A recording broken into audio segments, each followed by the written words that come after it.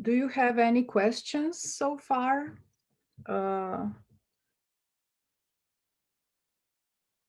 Well, if not, I would like to shortly introduce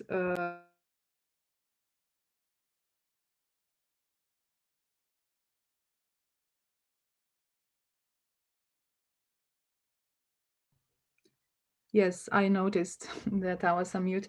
I don't know if you heard me. My plan is to introduce Luisa Passerini shortly. Maybe we should start a few minutes earlier, what also means that we will have a few minutes more for the discussion, if it's okay with you. Okay, I personally also think that there is no need to introduce Luisa Passerini in detail, as she's one of the crucial references in oral history. And Professor Luisa Passerini, who is now Professor Emeritus in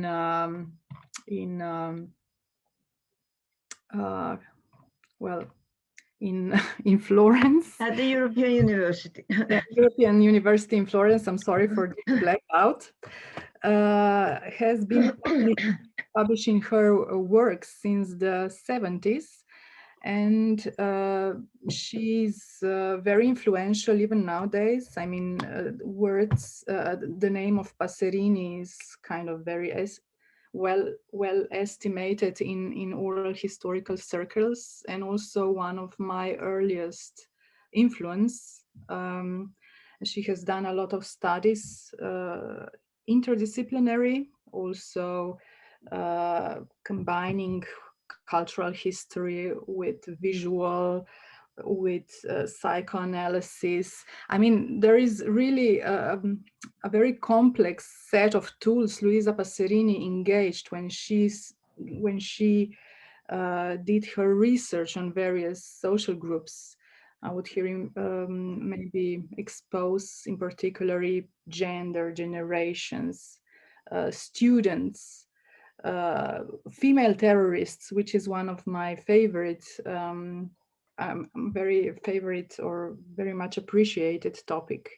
She did research on fascism, on workers' movements, I mean, there are numerous aspects she really addressed, and she's also been engaged in mobility. And her last project she's been PI of was also an ERC funded project with acronym BABE, Bodies Across Borders, which also appears in the program we put on our site, and you are invited to follow the links and the publications. So I think maybe these words, not very well structured, are enough to introduce you. And I would give you a word to start. Please, Professor. Many thanks, Urska, and thanks also for the correspondence we had in preparation for this workshop. And thanks to Marta and to Irene for the invitation. I'm very glad to be here because actually what I try to do in this talk is to point out at similarities of methodology and conceptual thought in our projects. There are, of course, great differences, but there is the possibility for common reflection, joint reflection, and future exchange. Because this project you mentioned, Urska, is Bodies Across Borders, BABE, has been going from 2013 to 18, but it is actually still going on because publications are coming out one after the other now. And so the collective is still alive.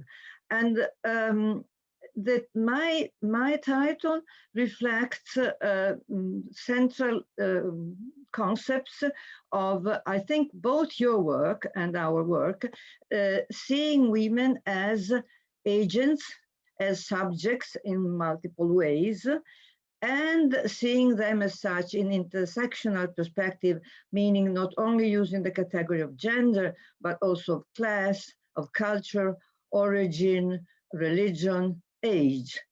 And border is a crucial word.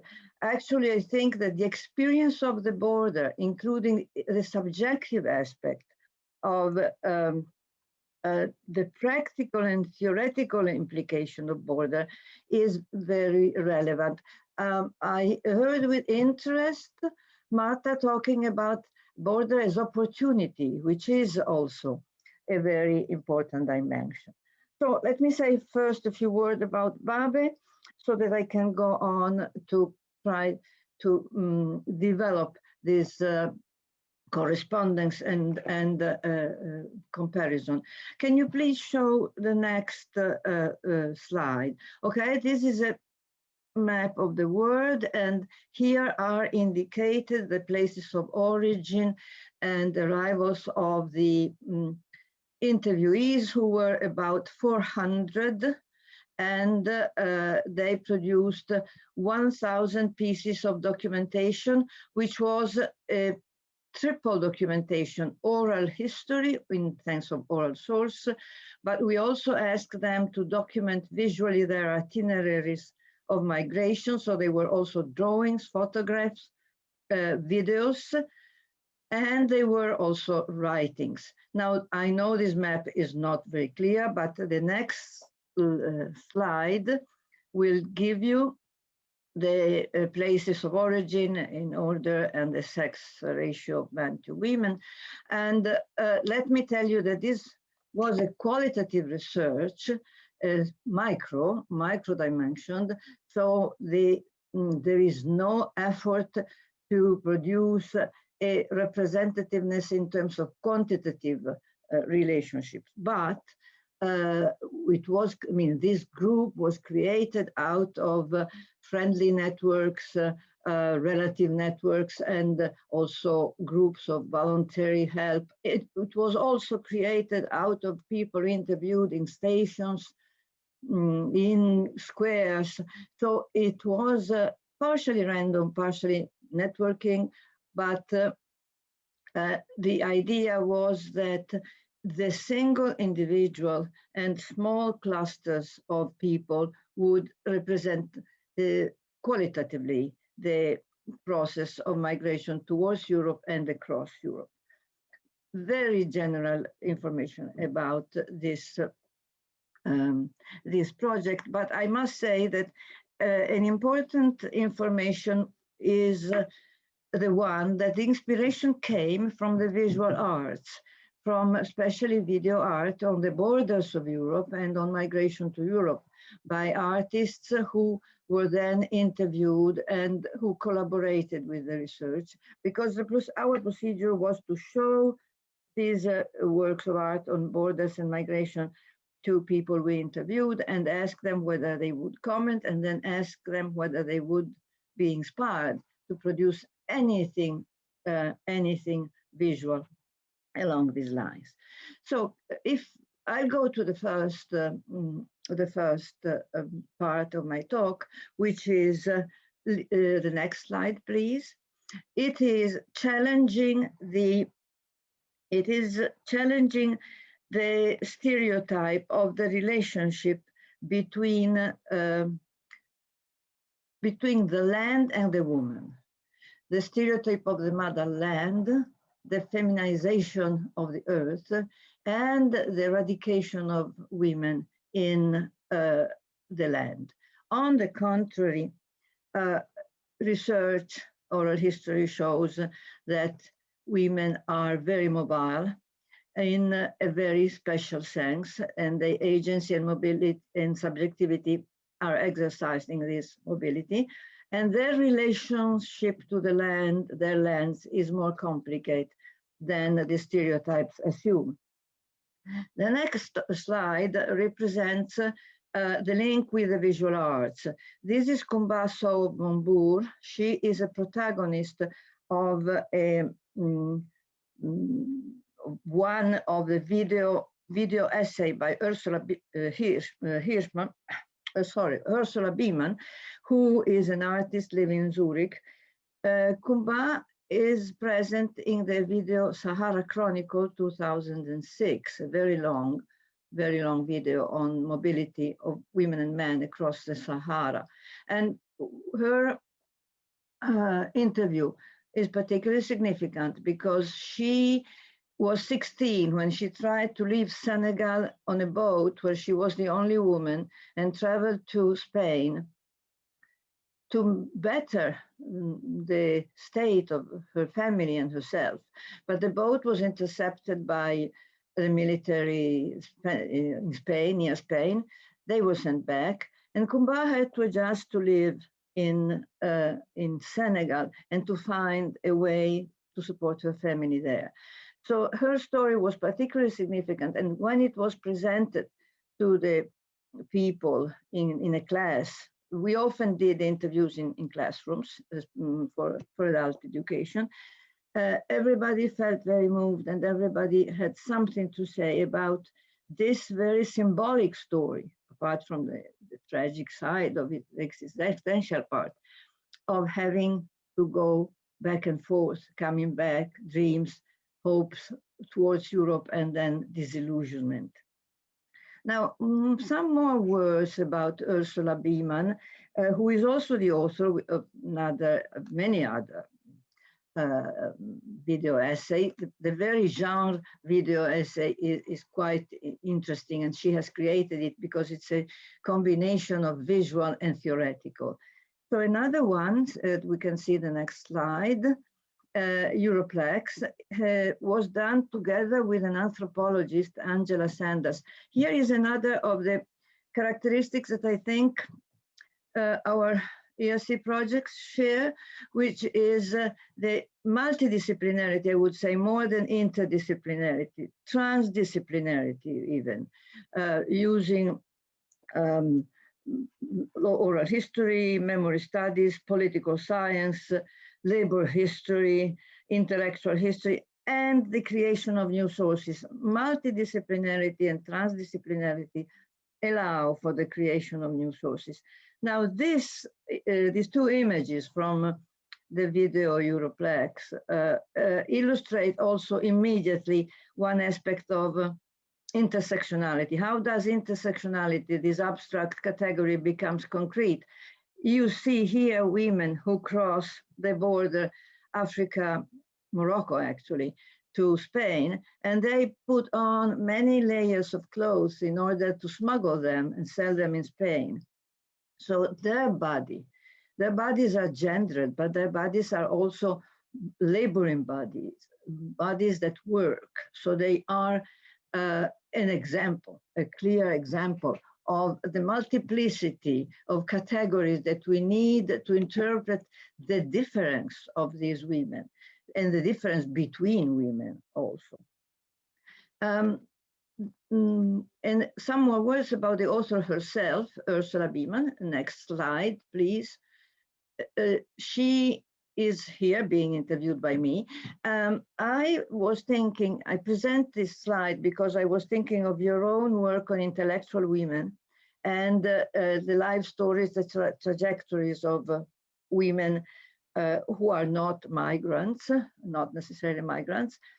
I must say that the difference is that the interviews with artists in our case were not strictly biographical interviews, because it was made clear by the artists themselves that they want to talk of their work, especially their art, and the gender aspects in their stories is linked very much with the art. So for instance, Ursula Beeman, who is by now world famous, the trajectory of her interview is from her first work about sexual workers from East Asia to Europe, second part of her work, migration, women from Mexico to Texas, and then the work like on the Sahara, and And then she is now working on ecology on the word system. Her work is systemic, and she's working on India, Canada, and the Amazon area from a double point of view, ecological and feminist. So it's an example of ecofeminism. I think that these interviews with artists and interviews with intellectual women constitute a very important aspect, and perhaps we should in the future think of dedicating a special reflection to this aspect. Now, if I can go now to the next slide, I come to the aspect I mentioned as central to this section, which is the challenging of the stereotype of women and the land. This, mind you, we use the term map to indicate the drawings and the images produced by the people we interviewed who didn't like to be called migrants. They preferred to be called mobile people. They didn't like either to be called refugees. So the accent on terminology, here again, a bridge between our works, was very, very constant. What do people like to be called? And what negative aspects are there in words like migrant, refugee, or even economic and political migrant. Now, Hanan Radwan, notice that she writes in Italian, of course. So the question of language, I will not touch it very much in this talk, but question of language is a very, very tricky one, because these people have at least 3 languages, an African language, French, because she was born in Morocco, and then the language of the place where she arrives. So there is definitely a question of how does subjectivity deal with these languages, and is it a case of subjectivation, of being subjected to the rules of other languages before the transformation into subjectivization. What is interesting in this map is that there is an identification indeed between Hanane herself. Can we see her? It's the next slide. Who is smiling and showing her drawing.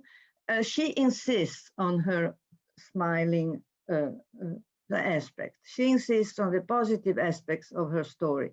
She was very, very critical of the story of Kumba that I showed you before, because it was a tragic story of defeat to some extent, while Hanane wants to tell us a story of success, leaving Morocco, going to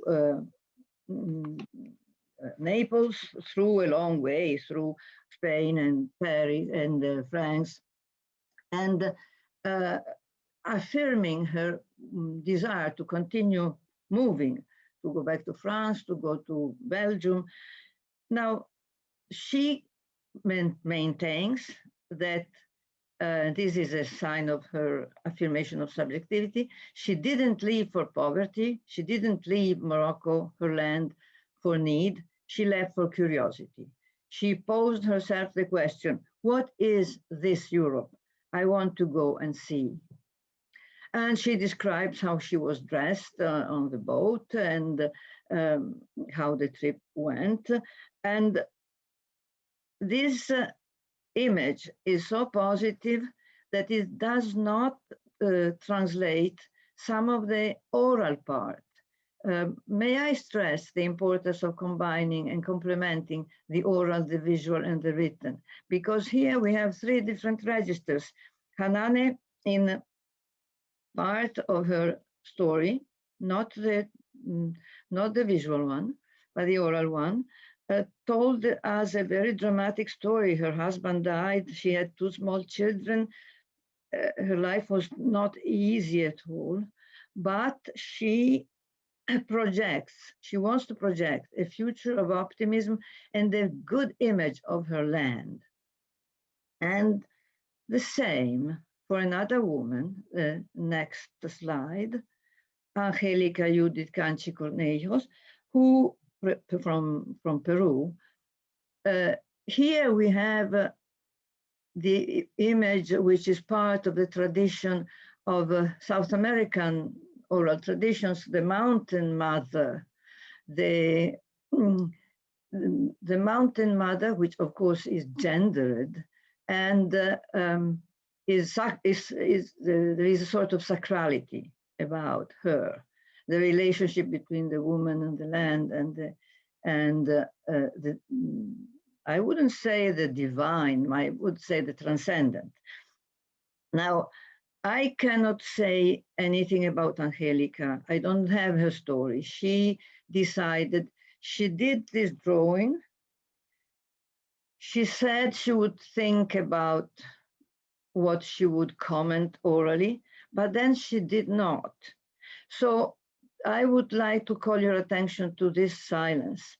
It is a sense, perhaps I shouldn't say of resistance, but certainly a warning against our will to find out, to document. It is, I think, an expression of the right to opacity that Edouard Glissant wrote about, the right not to reveal everything about us, ourselves, about herself in particular. So we are left with this rather enigmatic, but still very telling image of a woman's land.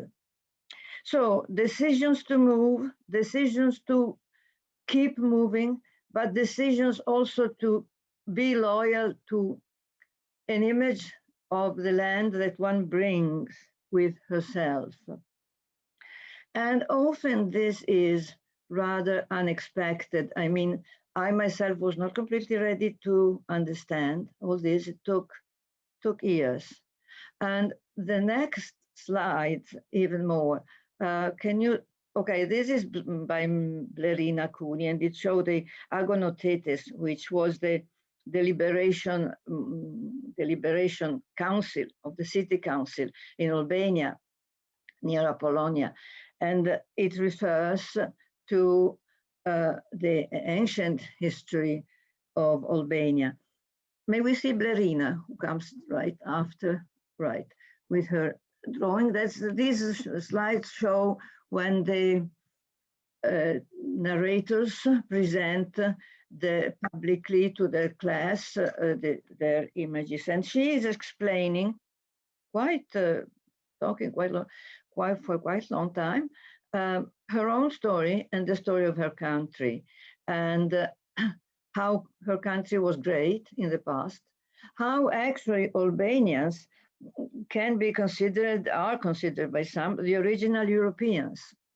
Very interesting, because this, whatever it is, I mean, partly mythical narration, but with some historical roots, was used, this narration was used by Blerina not at all in a sense of ethnic superiority, of purity, of exclusiveness. It was put in a very positive way. And again, I think this was, given the context of her very gendered testimony, a sign of the affirmation of her identity as an Albanian woman. And the choice, why was I surprised? Were we surprised by this image? Because I think we had more or less unconsciously expected some image of Albania as poor, as, you know, is overwhelmed by problems. And on the contrary, here we have a triumphant image of the past, and which can be also a promise for the future. And this is an image which speaks a global language, the language of tourism. And it is interesting because it's a mediatic screen. It's projected on a mediatic screen, and that is done, I think, in order to take up positive undertones. my country, she says, I like it. And it is not that she doesn't tell stories of poverty, memories of great difficulties. Her husband was a shepherd whom she met, however, I mean, shepherd indicates a traditional activity, but they met on the web, they met on the internet, and then they married, and then they moved to Italy, and now he is a bricklayer. So what I'm trying to say is that this type of agency and subjectivity exercises itself in situations that are often very difficult, but they are sustained by memory of the past and projection to the future, and by a very clear consciousness. Although Ballerina says, I don't know much about history. In fact, for instance, she doesn't mention at all the Italian occupation of Albania, but she has a sense of the past, in the sense of the historical dimension of her country, her history, and the possible future. So this first part is just to tell you how this relationship, crossing borders, leaving the land, finding new land, bringing with her images of the past, is a very complex type of subjective construction. And then we come to traveling across Europe. This next part of my talk, traveling towards and across Europe, has something to do more directly with the question of border. Again, the inspiration comes from art, video art.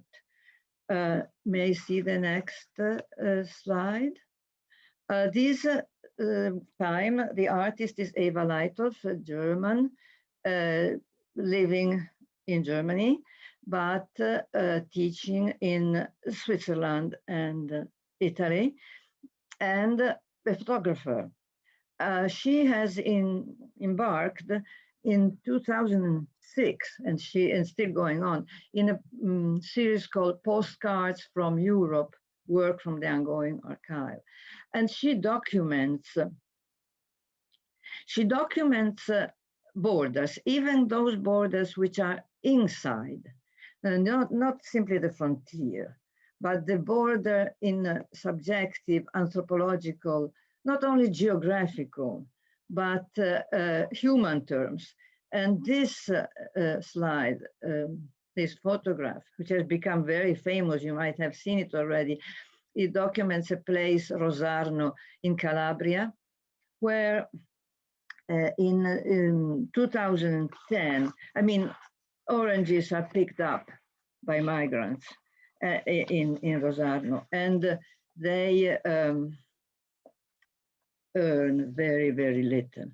But not only that, it's the question is that in 2010, there were some boys, young men of the area, who shot with guns, not fucili ad aria compressa. How do you say that? They are not deadly, but still they may harm. And so this is an element, this is an image that evokes the border in terms of relationship between human beings and the tragedy of this. Eva always has the image and the written comment taken from either an official report or from a newspaper or from her own diary.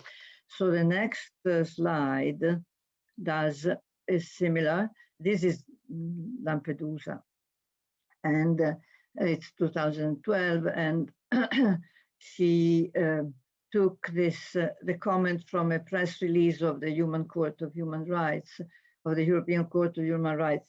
And this is a story about 200 refugees from Eritrea and Somalia who had been picked up by the Italian Coast Guard off the island of Lampedusa, and they were deported to Libya on the basis of a bilateral agreement. This is a very tragic things going on now.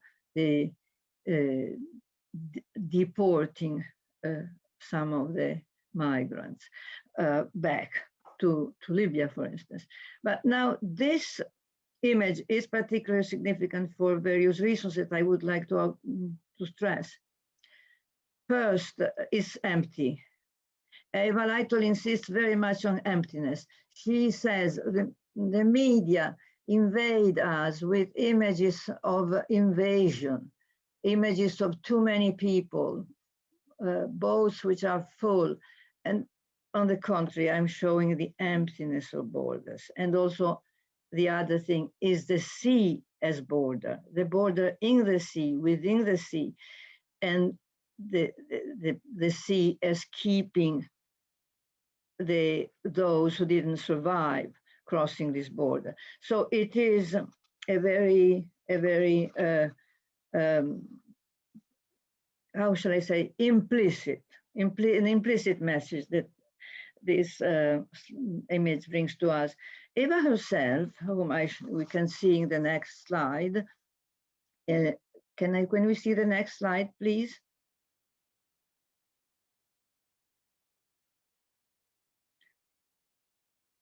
Oh, okay, well, in the next slide, we have an interview I did with Eva, but Polona, can you show it? No, it's gone. Polona, maybe some mistake happened. I'm sorry. I'm back. Apologies.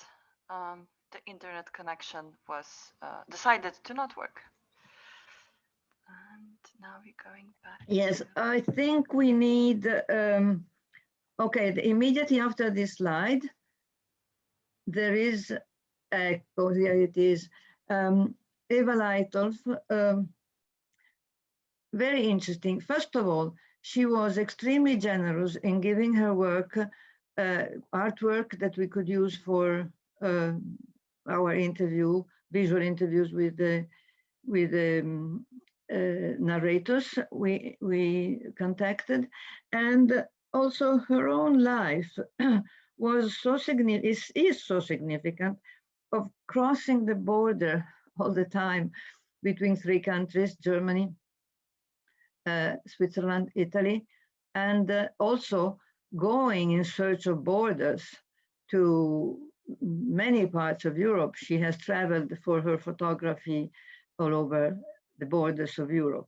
And her personal life, as it came out from the interview, was also told very simply, without any particular presumption. She was saying that she felt the need to challenge with her own images, the images projected by the media.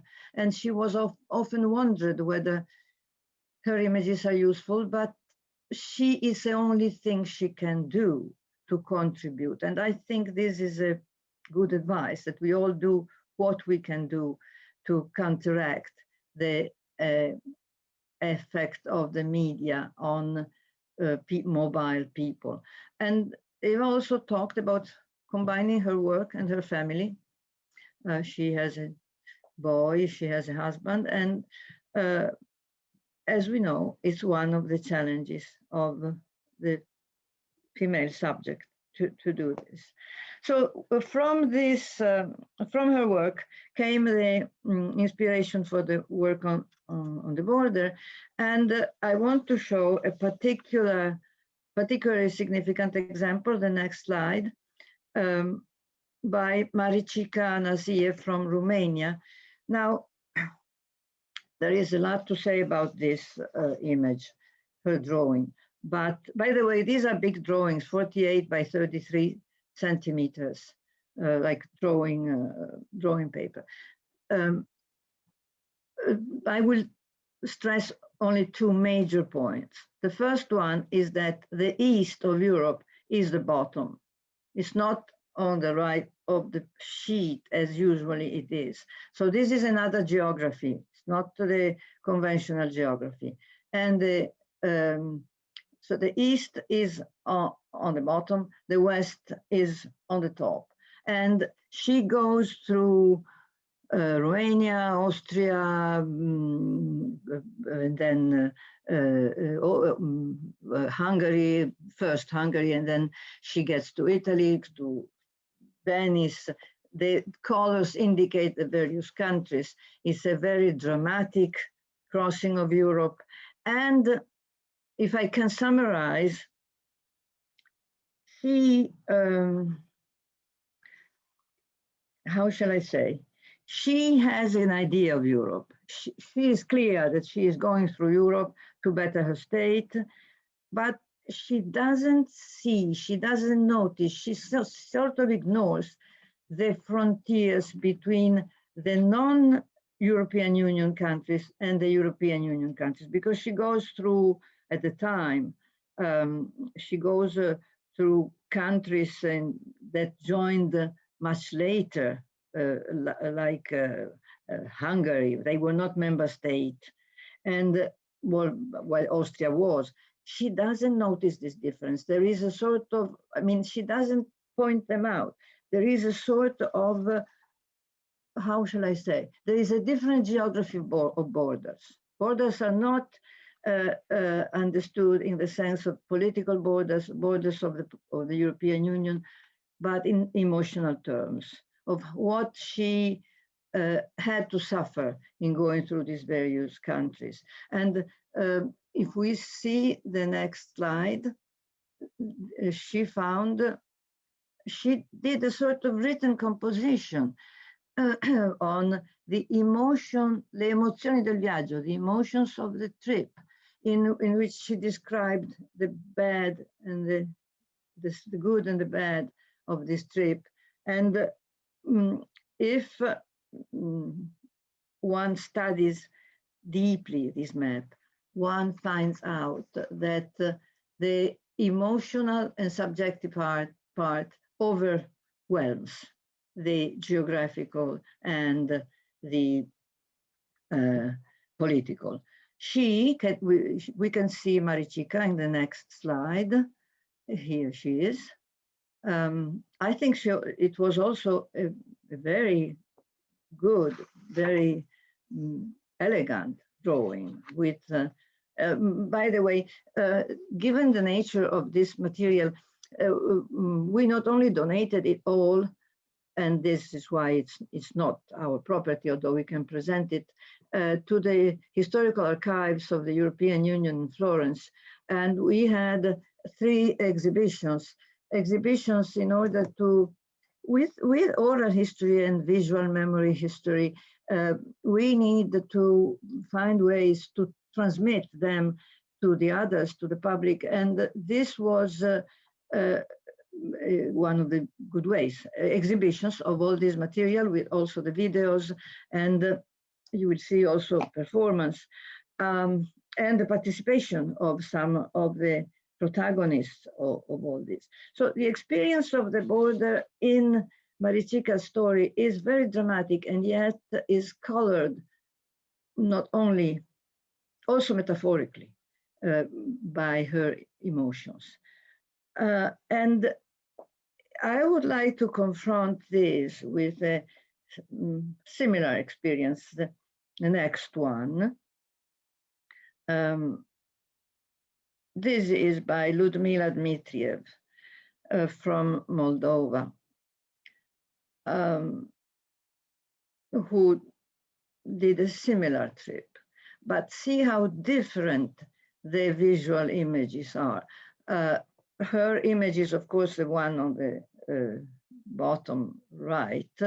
And I put the conventional map of that part of Europe up here, so as to show again the difference between geographies and subjectivity, so to say, collective subjectivities, individual subjectivities. What I extract only one aspect because of time. As you can see, what predominates in Ludmila's map is the sea. She has sort of canceled out a number of countries, and the Mediterranean, the Adriatic, has taken their place.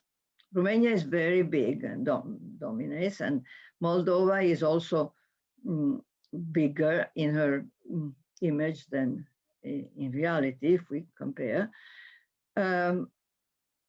Moldova shows great similarities to Italy in the form of a boot. But what I want to stress is again the sea. It's the role that the Mediterranean has taken in our imagination. It's all over. It's crucial. And in this map, it is particularly interesting because it is at the same time the presence of the sea. It shows the presence of the sea, but also it's very clear how Ludmila has a sense of the borders. They are well indicated very clearly. It's a very different image than Marichika's. This I also put together in order to stress the differences between women. I think that feminism has been, and feminist studies are very much about indicating the plurality of women's subjectivities, and not so much comparison challenges women-men, but the multiplicity, plurality of women. May we see Ludmila herself. Here she is, yes. There is in all these testimonies a sense of Europe, an idea of Europe, and in the declarations a sense of belonging to Europe, but in very different ways belonging to Europe, and the possibility also of different Europes. It's a sense again of a land and the relationship between that land and our bodies, gendered bodies. Now I come to the last part of my talk, which is, next slide, please, on these categories that we use, connected by the word inter.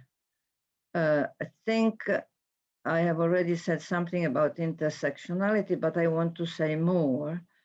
And the next slides, okay, these, I have two women here, Alina Gabriela Bolog, both from Romania. This is partly due to the fact, this choice that the Romanian community in Italy is very large. Now, let me show you quickly the 4th slide so that you see the similarities. So this is the map by Alina. Can we see Alina herself? And read a moment this very significant declaration by her. I am here since 2006. It's the same old story. We come here in order to find a better life than the one we had there. Nothing. This is all. I am the mother of 3. Now I have no job. Everybody has said that here everybody has a job and I am jobless. The insistence on work, the insistence on being a mother, this is a declaration, I think, in the simplest and more concrete terms of intersectionality, class, origin, motherhood, and very similar. Can we go on? The next map, and Claudia and her image. Okay, Claudia says words that are even the word by her companion, although they come from 2 different areas, but they were very close. So I want I put together these two because I wanted to show also the question of intersubjectivity between our interviewees. One of my points is that we are mediators of subjectivity. We create form of mediated intersubjectivity between the artists and the mobile people and ourselves, between ourselves and between them. And if we could go back to the two maps, you see that they use the same system. They used writings. This is not a topic of this talk, but I want to just hint at the fact that writing is used often by our witnesses, our narrators, in the place of figurative images. And I have thought about this and have come up with the idea that it is often a way of saying, we don't want to use a very simple, almost childish figurative representation. We use writing, but yet they are distributed in a graphic, very decorative way. So intersectionality, a multiplicity of the functions of women's body in work, in motherhood. And one more thing, two more inter concepts. The next one is intercorporeality. Go down to more. Here. Okay, this is a creation by another artist, Bushra Khalili. I cannot use her interview because there was no interview. She accepted long conversations with me, but not an interview. She is an artist living now in Berlin, and she has interviewed a number of people from various parts of Africa and asked them to draw. She uses a traditional map, you see. She has not asked them to draw a map, but she uses a traditional one, but asks to, you see the hand of the woman whom she interviewed, who has drawn her the itinerary on the map, and at the same time she talks about it. These images were shown at MoMA, Museum of Modern Art in New York. They have become quite famous because not only Bushra Khalili collected them, but she also, next slide, please, Polona, yes. She also transformed them into silk prints in which she transforms the itinerary from geographical from the land to the sky, calling it the constellation. There is a whole tradition of Arabic drawing on the sand, copying the constellation to which Bushra refers. Very interesting. Another form of intersectionality, if you want, her multiple cultures. But I have used these images especially because she doesn't, it's very symbolic because she doesn't use the faces. She doesn't show ever the faces of the interviewees, she shows the hands. And so we also did, can we see the next slide? We also did take some photographs of the hands of our narrators. You can see this is, on the right is Hanane, and on the other, I think is Sisse Abdu from Mali. So as to bring out the idea of intercorporeality as a very crucial aspect, because the intersubjectivity that is put into practice during an interview is really intercorporeality. And the relationship with these people is intercorporeal.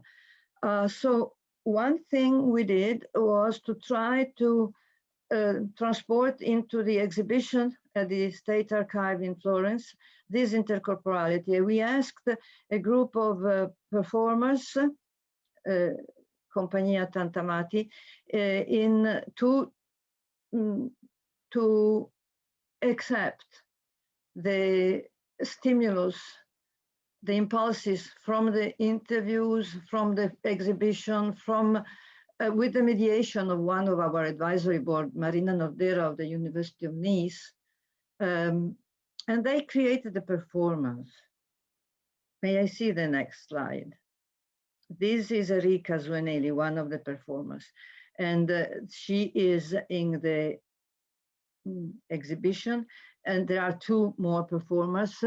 They are showing, they are translating into corporeal expression their sense of the stories they heard and were told. So intercorporeality is part of intersubjectivity, but let us finish with intersubjectivity, with the next intersubjectivity as oral history. I fished out this image by Blumenschein, who was an American of German descent and lived in Taos, New Mexico, where he documented the life of the Navajos and the Taos, because he admired the values of self-government, autonomy, self-sufficiency, daily democracy, he said. And this is if you want, it's very also stereotypical, but I think we can innovate stereotypes. The old storyteller telling her story, transmitting her knowledge to the young woman. So I think it can be of inspiration to us, and it's also a sort of wish. I wish good luck, good fortune to the project Irene, on the basis also of this image. The last slide. Okay, it's just a series of links and references to books that we are bringing out, if it can be of any use to you in the future. Thank you very much. Thank you so much, Professor Passerini, for your really very interesting and intriguing, actually, lecture, keynote speech. So I open the floor for any questions, if there are some curiosities about the lecture, or any ideas, any new angles you want to share with us.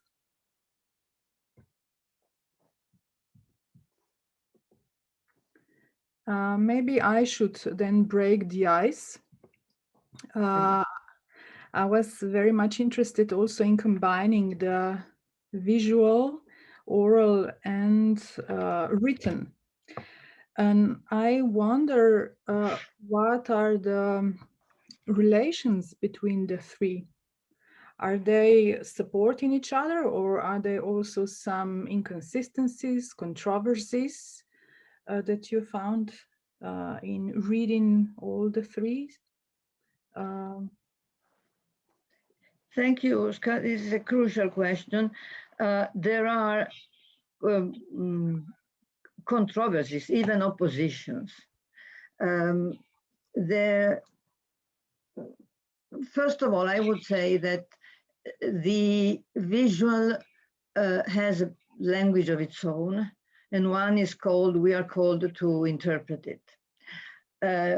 Very often the oral explains part of it, but very often, as often as it does this, it also creates contradictions. Like in the case of Hanane, image very smiling, image very positive, part of the oral very positive, the written very positive, but then tragic stories about her life, her husband, her children.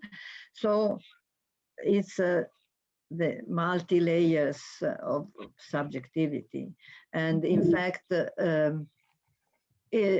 think it's a challenge to try to combine them, and no shortcuts should be taken. I don't establish a hierarchy between the three. Some scholars do. I don't, because I think that, of course, the visual talks to us, even if we don't know the language, but we are not sure of what it means in our tradition and in the other tradition. And also, the three registers, written, oral, and visual, always have the question of silence around them and among them. Silence in the case of the oral, but also blank in the case Visual. In the case of the visual. There was one person who gave us a white sheet. She didn't write or draw anything, but her signature, she signed it. Wow. Mm. Very interesting. Did you talk to this person about this blankness? Yes. She said that it was too, she would have wanted to bring some of her documentation during her trip, but it was lost. And so she thought that everything, this is also a very important point, what you lose crossing borders, what you lose in migration. And she couldn't reproduce anything adequate. Yes. Thank you. I would like to invite Dagmar to comment on your lecture. Please go on. Thank you. I wasn't quite sure how we do this, so I sent you a private comment that thank you for a fascinating talk. I don't really have a question, but I would like to comment on something that struck me, and it seems now it follows up nicely with what the two of you have just mentioned with space, but also empty space. And I think that is also interconnected to trauma. What struck me most in the various drawings and paintings was the use of space, and it seems to be almost a transcultural thing, because there were women from Peru and from Morocco and Romania, and I find their usage of space in the drawings quite interesting, as people, female human beings who cross space and who conquer space, but sometimes are also conquered by space and overwhelmed. And this somehow then is mirrored and highlighted by Eva Leitolf's pictures, where you mentioned that she deliberately, like with the photo of Lampedusa, she deliberately tries to bring in space as a protagonist rather than the crowds that the media always zero in on. So this was just something that struck me. I don't know whether other people have the same impression of space and people traversing space at the same time and using it in the paintings, and whether this is also maybe something women do to maybe stress here some, stereotypical, that if male migrants would maybe plaster the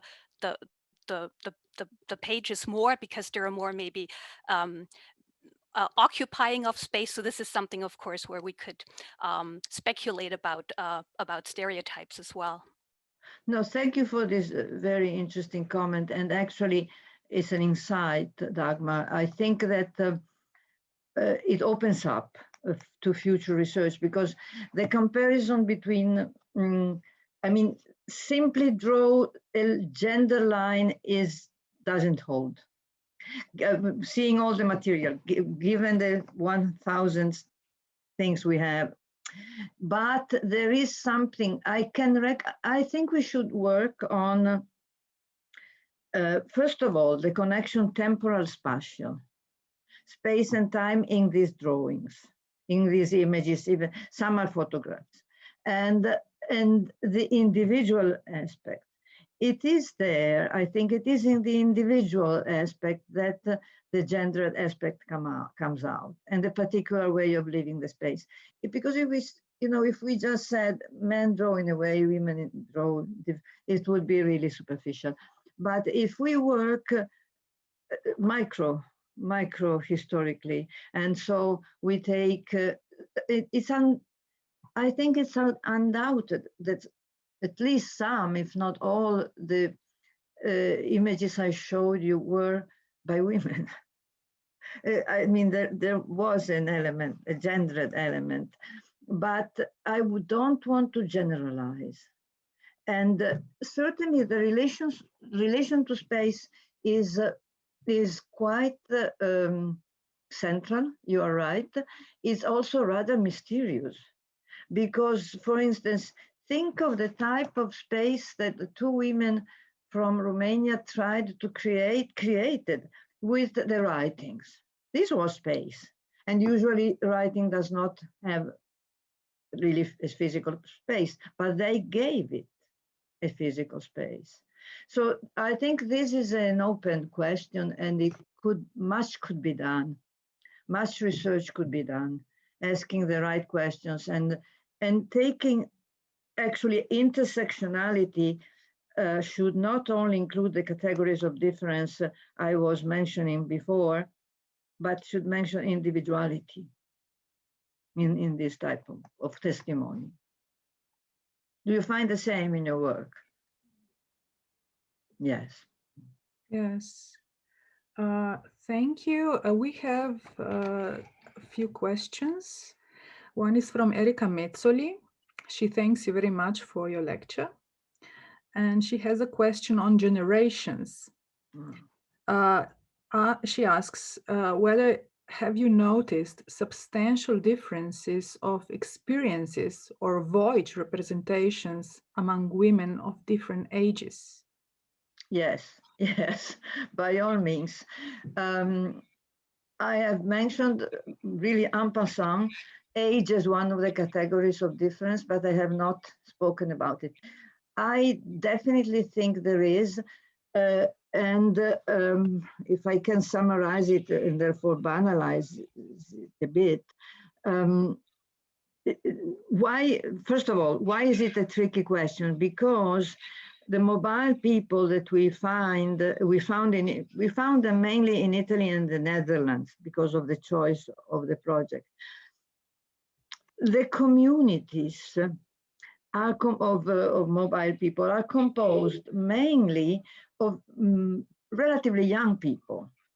There are very few older people. For instance, okay, the Moroccan communities, the communities from especially Morocco and the Maghreb are the ones with people who are a bit older, who have been here, for instance, for almost 20 years. And therefore they are of a relative age. But the data we have are such that, again, we are not allowed any generalization. The stories, I found, roughly speaking, that the stories of those who had been here for a longer, here I mean Italy, but in Europe, for a longer time, and therefore were, let us say, between 50 and 60 years of age, the oldest, tended to be, paradoxically, shorter and more full of silences, as if they wanted to stress their belonging to Italy. As if the present, they insisted on the present, and sometimes the remote past, but wouldn't, for instance, would skip part of the stories which were the most painful ones, going from one country to the other before finding a place. While the younger ones insisted on their still being mobile, still being very mobile. So there is a difference, first of all, in, I mean, from a generational point of view, in the relationship to the place of arrival. And although the relationship with the place of origin remains more or less of loyalty and good memory and exchange and so on, but you know, there is this syndrome, at least some psychologists call it the syndrome of Ulysses, of never being able to stop, which is particularly true for the younger generations, because the dream of a better state is always in front, and rather it's never really found. Also because the situation they find are often very bad. They are not at all up to their expectations. However, Erika, this question, unless we have a better representation, has only hesitant replies, because the age of the mobile people is linked to the possibilities of leaving their countries and settling down. And it may be very often, I suspect, although I don't have hard data on this, that the youngest keep moving. So you find them today and not tomorrow. And this is one of the problems also of any such research. So again, this question by Erika opens a whole field of research. Okay, thank you. Now we could see that Marta rose hand. Please, Marta. You are muted. Thank you. Thank you, Luisa, for a very fascinating and also inspirative lecture. I have one question about the language and about its lost in the translation. Mm-hmm. I have this problem with in this moment with the psychiatrics records, Mm-hmm. because the especially in Trieste, the part of records and testimonies is translated by German and Slovene, and I am convinced that in this translation or in this writing is now present the speaking of the patients. So this is my problem in this moment. I am reflecting about this topic, but I think also in your case, I noted this problem because the people use the women use Italian language, but and not the maternal. If you have one data, one reflection about them, I am thanks you. Yes, no, most interesting question and intriguing. Lost in translation, yeah.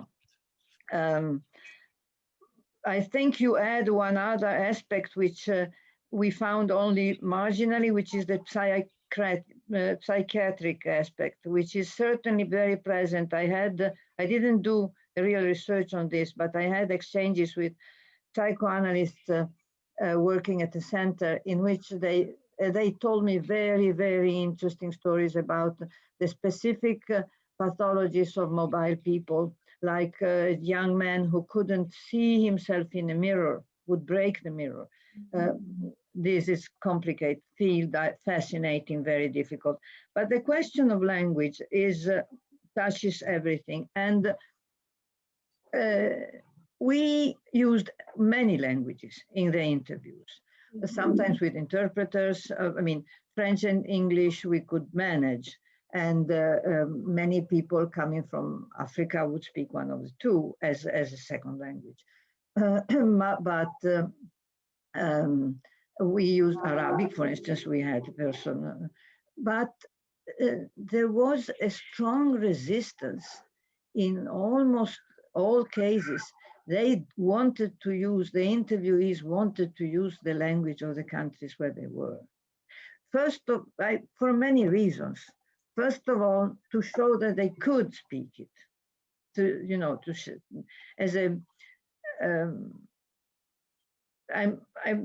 I would be diminished, interviewee, if you think that I'm not able to speak Italian. I am able to speak and write.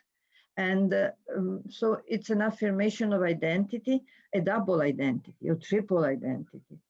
And at the same time, I think there was, I don't know whether you find this in Irene, I suppose yes, there was a strong sense of real, practical intersubjectivity. I personally, but everybody else in the team, which was composed of 7 people, we always explained in great detail what we were trying to do, who was giving money, who, European Union, and how it came through the European University. Everything was to be very clear, and why we were doing this, to explore whether there were ways of belonging to Europe, which was not the usual one, and which it did not cancel the other senses of belonging. And most people wanted to give back and establish a relationship of inter-exchange. And so it was an act of generosity, I think, not only an act of affirmation for them to speak Italian. It was an act of saying, we want to connect with you. I have only one case, I found only one case, apart from the silences, but the silences are more complex. One young man from South Africa said, you first come and colonize us and then want to interview us. And he didn't want to speak in anything. One case, and there was no way of talking to him. But that was very rare. There was usually a sense of great generosity, and at the same time, gratefulness. And so I think this speaking Italian, in spite of the loss it represented, was a gift. Was a gift. These are the limitations of research.